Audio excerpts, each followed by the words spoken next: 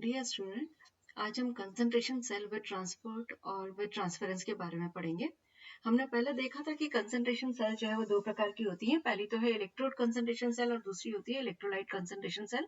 Electrolyte concentration cell को भी हमने आयनों के अभिगमन के आधार पर, आयन के ट्रांसपोर्ट के आधार पर दो भागों के अंदर डिवाइड किया था। पहली वाली है कंसंट्रेशन सेल विदाउट ट्रांसपोर्ट और विदाउट ट्रांसफरेंस, और दूसरी है कंसंट्रेशन सेल विद ट्रांसपोर्ट और विद ट्रांसफरेंस।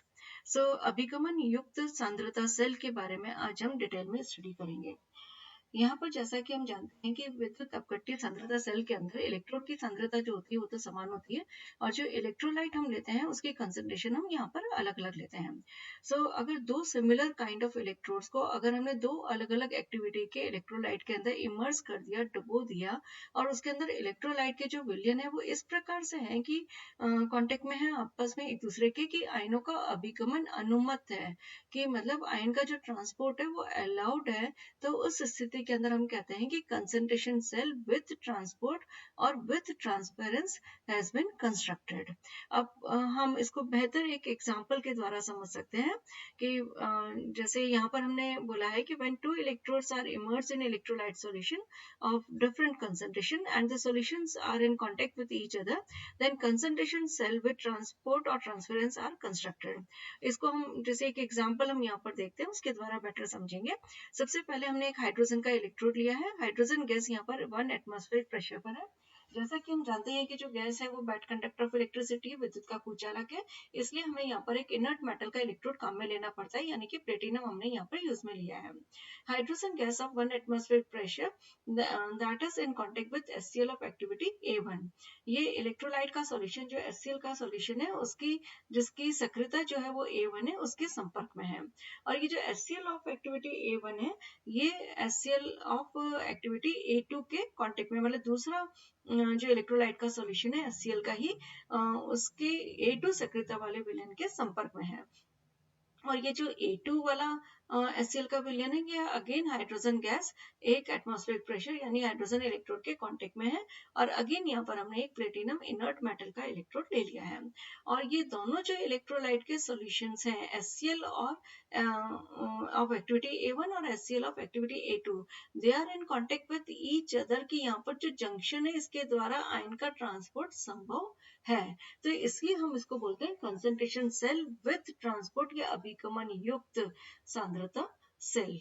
अब यहाँ पर हम ये कि मान लेते हैं कि क्योंकि दोनों की एक्टिविटी अलग अलग होगी, तो हम यहाँ ये मान लेते हैं कि जो A1 का मान है वो A2 के कंपैरेटिवली कम है, यानी कि सक्रियता A2 जो है वो सक्रियता A1 से थोड़ा सा उसका मान अधिक है। अब जैसा कि हमने देखा ही था कि लेफ्ट हैंड साइड पे हम हमेशा एनोड को रखते हैं और राइट हैंड साइड पे हमेशा हम कैथोड को रखते हैं। एनोड के ऊपर जो है वो ऑक्सीडेशन की अभिक्रिया होगी। जब एनोड पर ऑक्सीडेशन की अभिक्रिया होगी तो इसका तात्पर्य ये हुआ कि half mole of hydrogen gas जो है वो हाइड्रोजन आयन बनाएंगे ऑफ एक्टिविटी A1, और एक इलेक्ट्रॉन का यहाँ पर लॉस होगा। इसी प्रकार कैथोड है, वहां पर रिडक्शन होगा यानी कि अपचयन होगा, तो hydrogen ion of activity A2 जो है वो इलेक्ट्रॉन को एक्सेप्ट करेंगे, और इलेक्ट्रॉन को एक्सेप्ट करने के बाद हाफ हाइड्रोजन ऑफ गैस बना लेंगे, गैस मॉलिक्यूल बना लेंगे। अब इसमें हम देखते हैं कि दोनों इन अभिक्रियाओं को अगर हम जोड़ देते हैं, जो एनोड पे होने वाली अभिक्रिया और जो कैथोड पर होने वाली अभिक्रिया, इन दोनों अभिक्रियाओं को हम अगर ऐड कर दें तो उस स्थिति में ये हाइड्रोजन गैस जो है ये वाला पार्ट कैंसिल आउट हो जाएगा, इलेक्ट्रॉन से इलेक्ट्रॉन कैंसिल आउट हो जाएगा, जो बचा हुआ रह जाएगा वो है hydrogen ion of activity A2 is in equilibrium with hydrogen ion of activity A1। जो नेट रिएक्शन है इसके हिसाब से हम देख सकते हैं कि जो A2 वाला जो हाइड्रोजन आयन है वो A1 वाले हाइड्रोजन आयन के अंदर कन्वर्ट हो रहा है। जैसा कि हमने पहले भी देखा था कि A2 का मान A1 से अधिक है, इसलिए A2 के द्वारा ये चेंज होकर A1 के अंदर आ रहा है। अब चूंकि हमने ये कहा है कि जंक्शन के ऊपर ट्रांसपोर्ट ऑफ आयंस भी अलाउड है, तो ट्रांसपोर्ट ऑफ आयन को हम देखते हैं यूजुअली ट्रांसपोर्ट नंबर के द्वारा या अभिगमनांक के द्वारा देखते हैं।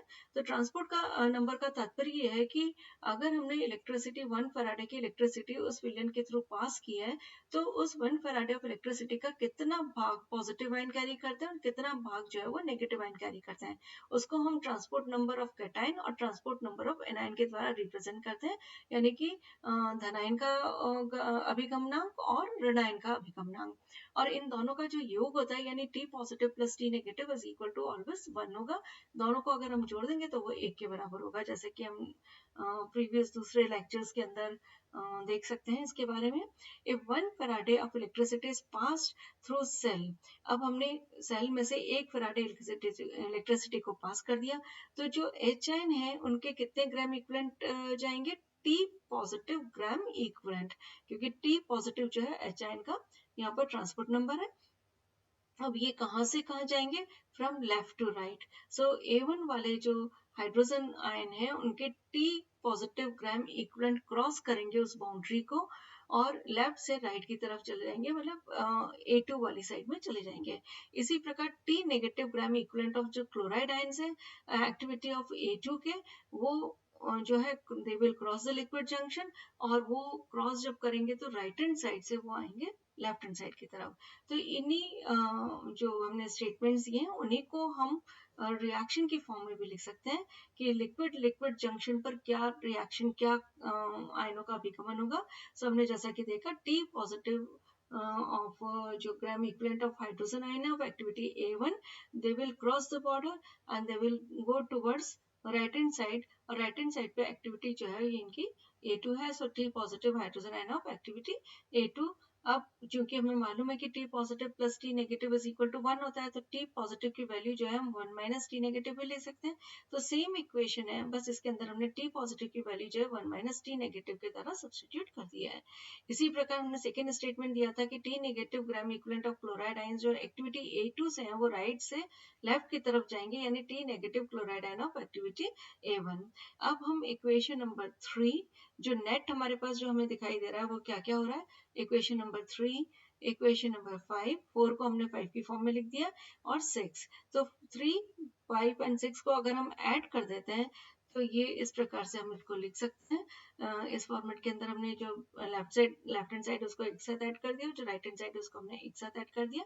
इसको जब हम ब्रैकेट को ओपन करेंगे और पूरा इसको फाइनली लिखेंगे तो सब कुछ कैंसिल आउट होके जो हमारे पास बचेगा वो ये बचेगा, T negative hydrogen ion of activity of A2 और T negative of chloride ion of activity of A2 is equal to T negative of hydrogen ion of activity A1 और T negative chloride ion of activity A1। इन दोनों को हम सम्मिलित रूप से combined रूप से HCl की फॉर्म में इस प्रकार से लिख सकते हैं, T negative HCl of activity A2, और इसी प्रकार यहाँ पर हम इस प्रकार से लिख सकते हैं T negative HCl of activity A1, जैसा कि दोनों के अंदर एक्टिविटी A1 है।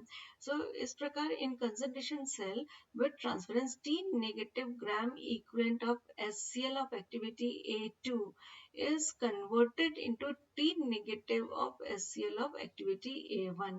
इक्वेशन नंबर 7 से बिल्कुल क्लियरली स्पष्ट हो जाता है कि जो T negative gram equivalent HCl है ऑफ एक्टिविटी A2, अब ये कन्वर्ट हो रहा है T negative gram equivalent of HCl of activity A1 के अंदर। अब इसी पर हम नॉन्स्ट इक्वेशन लगा देते हैं। सो EWT मतलब with transference is equal to minus RT by F। जैसा कि हमें मालूम है कि हम ER माइनस EL करेंगे तो फाइनली जो हमारे पास प्रोडक्ट बचता है वो यही आया था, जैसे हमने पहले वाले डेरिवेशंस के अंदर देखा हुआ है। अब इसके लिए पहले वाला डेरिवेशन जो हमारा है कंसंट्रेशन सेल विदाउट ट्रांसफरेंस वो भी देख सकते हैं। So EWT is equal to minus RT by F ln activity of यहाँ पर प्रोडक्ट की आ जाएगी A1 to the power T negative, coefficient आगे T नेगेटिव है। इसी प्रकार activity A2 to the power T negative. जैसा कि आप देख सकते हैं कि दोनों के अंदर T नेगेटिव है, सो अगर इसको हम common A1 by A2 to the power T negative भी बोल सकते हैं। जब यहाँ पर log x to the power n आ जाएगा तो n को हम आगे ले लेते हैं, जैसा कि हमने लॉगरिथम के लॉज में पहले देखा हुआ भी है। So T negative RT by F ln activity of A1 by A2 होता। अगर यहाँ पर हमने माइनस साइन रखा होता, हमने यहाँ का माइनस साइन हटा दिया है तो इसको भी हम, क्योंकि A1 बाय A2 है इसलिए यहाँ पर हम इसको उल्टा कर देते हैं, इन्वर्स कर देते हैं। इन्वर्ट करके हमको मिल जाता है E2 बाय A1। अब जैसा कि हमें मालूम ही है कि जो हम एक्टिविटी को लिखते हैं वो पॉजिटिव और नेगेटिव आयन दोनों की होती है, तो इसको हम A is equal to A positive into A negative, या हम इसको स्क्वायर की फॉर्म में भी लिख सकते हैं। सो यहाँ पर हमने जो एक्टिविटी थी A2 उसको हमने positive negative to the power 2 कर दिया, और ऐसे ही यहाँ पर जो A1 की एक्टिविटी थी उसको भी हमने पॉजिटिव नेगेटिव आयंस की फॉर्म में लिख के स्क्वायर कर दिया, और जैसा कि हमें मालूम है कि दोनों के ऊपर स्क्वायर आ गया, सो हम इसको इस प्रकार से भी बोल सकते हैं कि A positive negative 2 divided by A positive negative 1 to the power whole square. Again log x n x log x रह जाता है, n log x रह जाता है, तो उस स्थिति के अंदर हम 2 को जो है बाहर वापस से आगे लिख देते हैं, सो 2t negative RT by F ln activity of A2 divided by A1। और चूंकि हम जानते हैं कि जो एक्टिविटी है उसको हम मोलालिटी और मीन एक्टिविटी कोफिशिएंट या कंसंट्रेशन एक्टिविटी कोफिशिएंट की फॉर्म में भी देख सकते हैं। सो A इज इक्वल टू, हमें मालूम है कि m गामा के बराबर होता है, इसी प्रकार activity is equal to C into F concentration की फॉर्मेट में भी हम देख सकते हैं। तो इसको अलग अलग फॉर्मेट में हम लिख सकते हैं कि M2 तो हमने कॉमन ले लिया पॉजिटिव नेगेटिव का मोलालिटी, और यहाँ पर गामा को हमने इस प्रकार से लिख दिया कि ये पॉजिटिव और नेगेटिव हो जाएगा। इसी प्रकार यहाँ पर भी M1 को हमने इसी प्रकार से रहने दिया और गामा पॉजिटिव नेगेटिव को लिख दिया। इसी प्रकार CF के अंदर भी हमने F जो है उसको कोफिशिएंट को हमने पॉजिटिव नेगेटिव की फॉर्म में लिख दिया। तो इस प्रकार हमें न्यूमेरिकल में अगर हमें कंसंट्रेशन या एक्टिविटी कोफिशिएंट या मोलालिटी या मीन एक्टिविटी कोफिशिएंट किसी भी प्रकार से कर दिया हुआ हो, तो जो जो नोन है उसकी वैल्यू हम रख देंगे। ट्रांसपोर्ट नंबर अगर हमको ज्ञात है तो हम EWT की वैल्यू बहुत इजीली निकाल सकते हैं। अब हम लिक्विड लिक्विड जंक्शन पोटेंशियल, जैसा कि इस सेल के अंदर हमने ये देखा कि जहां पर उन दोनों लिक्विड्स का जंक्शन हुआ वहां पर एक अन्य विभव उत्पन्न हो गया, क्योंकि हम ये देखते हैं कि जब भी दो इलेक्ट्रोलाइट एक दूसरे के कांटेक्ट में होते हैं, तो जब कांटेक्ट में होंगे तो जब पॉजिटिव आयन और नेगेटिव आयन का जब फ्लो होने लगेगा उस जंक्शन के थ्रू, तो उस जंक्शन पर जब पॉजिटिव आयन लेफ्ट से राइट जाएगा और नेगेटिव आयन जो है वो राइट से लेफ्ट जाएगा, तो इन दोनों के मध्य में भी अट्रैक्शन होगा, और ये जहां पर दोनों लिक्विड की बाउंड्री आपस में कांटेक्ट में आएगी वहां पर ये फोर्स ऑफ अट्रैक्शन के द्वारा बहुत इजीली टुवर्ड्स इलेक्ट्रोड या सॉल्यूशन के अंदर मूव नहीं कर पाएंगे, और ये जंक्शन पर ही इकट्ठे होंगे। और जंक्शन पर जब ये इकट्ठे होंगे, एक नेगेटिव और दूसरा पॉजिटिव, तो डेफिनेटली वहां पर पोटेंशियल डेवलप हो जाएगा। इसका तात्पर्य ये हुआ कि जो इलेक्ट्रोलाइट कंसंट्रेशन सेल हमने जो ली है विथ ट्रांसपोर्ट, इसमें ER और EL जैसा कि हर सेल के अंदर होता है राइट हैंड साइड का और लेफ्ट हैंड साइड का, उसके साथ में एक अन्य पोटेंशियल लिक्विड लिक्विड जंक्शन पर उत्पन्न हो जाएगा।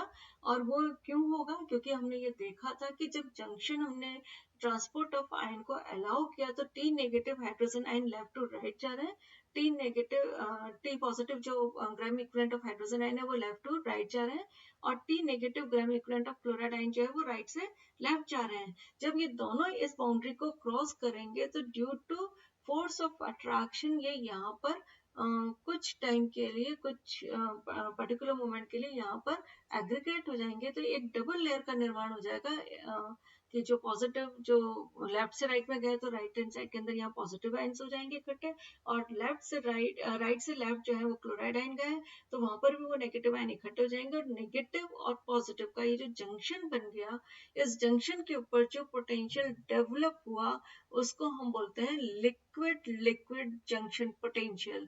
सो इलेक्ट्रोलाइट कंसंट्रेशन सेल के अंदर ER और EL के अलावा हमें एक तीसरे प्रकार का इलेक्ट्रोड पोटेंशियल को और कंसीडर करना है, जिसको हम बोलते हैं द्रव द्रव संधि विभव। तो इस प्रकार हम देख सकते हैं कि WO2 के अंदर, क्योंकि हमने आयनों का ट्रांसपोर्ट अलाउड नहीं किया था, तो अगर आयन का ट्रांसपोर्ट अलाउड नहीं हो तो हमें मालूम है कि यहाँ पर ER और EL होगा, इन दोनों का हम डिफरेंस निकालेंगे तो WET तो आएगा ही आएगा, लेकिन WT के अंदर हमको एक अन्य potential liquid liquid junction potential जो डेवलप हो गया उसको भी हमको कंसीडर करना पड़ेगा। तो इस प्रकार हम देख सकते हैं कि EWT is equal to EWOT plus EJ। अब EJ की वैल्यू EWT माइनस EWOT के द्वारा निकाल सकते हैं। जैसे हम एक सिंपल सेल ले लेते हैं, सिल्वर सिल्वर नाइट्रेट सेल है, A1 और A2 यहाँ पर एक्टिविटी अलग अलग ले ली, इलेक्ट्रोड हमने सेम ले लिया। अगेन उसी इक्वेशन को हम फॉलो करके EWT की वैल्यू लिख लेते हैं 2T negative RT by F ln A2 by A1, और EWOT की अगर हम वैल्यू निकालते हैं जैसा कि हमने पहले देखा हुआ है, तो वहां पर ये वैल्यू आई थी RT/F ln A2/A1। इनकी वैल्यूज अगर हम इस इक्वेशन के अंदर सब्स्टिट्यूट कर देते हैं तो EWT की वैल्यू लिख दी हमने और यहाँ पर EWOT की वैल्यू लिख दी। तो इस प्रकार अगर इन दोनों को देखें तो 2t माइनस 1 हम इसमें से 1 कॉमन निकाल लेते हैं, तो ये कॉमन रह गया यहाँ पर RT/F ln A2/A1 जैसा कि हमने यहाँ पर लिख दिया। रिमेनिंग यहाँ पर रह गया 2t नेगेटिव और यहाँ पर बच गया 1। So 2t negative minus 1 multiply by this factor आ गया और EJ इज इक्वल टू, जैसा कि हम जानते ही हैं, t negative plus t positive बराबर 1। t negative is equal to 1 minus t positive और 2t नेगेटिव माइनस 1, इसको हम किस प्रकार से लिख सकते हैं, t negative plus 1। t negative is equal to 1 minus t positive, जैसा कि हम जानते ही हैं कि t नेगेटिव किसके बराबर होता है, 1 माइनस t पॉजिटिव, और बाकी एज इट इज यहाँ पर है ही लिखा हुआ। सो t negative minus t positive बचा हुआ रह गया। तो सेम थिंग हमने यहाँ पर 2t जो नेगेटिव है ये किसके बराबर हो जाएगा, 2t minus 1 t negative minus t positive. So EJ की वैल्यू अब किसके ऊपर डिपेंड करेगी, इन ट्रांसपोर्ट नंबर्स। बाकी तो ये पूरा सेम ही है जैसा कि हमें WOG के अंदर मिला था, पीछे वाला ये एक्सप्रेशन बिल्कुल सेम है। अब यहाँ पर जो एक्स्ट्रा जो जुड़ गया है वो आ गया t नेगेटिव और t पॉजिटिव की वैल्यू। सो EJ की वैल्यू जो है वो t नेगेटिव या t पॉजिटिव पर ही डिपेंड करेगी। अगर t पॉजिटिव t नेगेटिव से ज्यादा है तो उस स्थिति के अंदर इस इक्वेशन के द्वारा हम देख सकते हैं कि EJ की वैल्यू जो है वो नेगेटिव हो जाएगी, और इसी प्रकार t नेगेटिव की वैल्यू अगर t पॉजिटिव से ज्यादा है तो EJ की वैल्यू पॉजिटिव हो जाएगी। अगर ये दोनों इक्वल है तो उस स्थिति में ये जीरो हो जाएगा, तो जीरो ये फैक्टर जीरो हो जाएगा। So zero multiply by this factor will be zero. इसका मतलब ये हुआ कि जंक्शन पोटेंशियल लिक्विड लिक्विड जो हमने जंक्शन पोटेंशियल लिया है ये ऑलमोस्ट नेग्लिजिबल हो जाएगा। ये बहुत ही इंपॉर्टेंट टॉपिक है जिसके ऊपर एग्जाम में अक्सर कर क्वेश्चन पूछा जाता है, और इसकी कैलकुलेशन भी अगर हमें वैल्यूज मालूम हो, टी पॉजिटिव टी नेगेटिव की वैल्यू मालूम हो, A2/A1 की वैल्यू पता हो, तो हम EJ की वैल्यू बहुत इजीली कैलकुलेट कर सकते हैं। या हमें EJ की वैल्यू दे रखी है तो हम ट्रांसपोर्ट नंबर भी बहुत आसानी से यहाँ पर कैलकुलेट कर सकते हैं।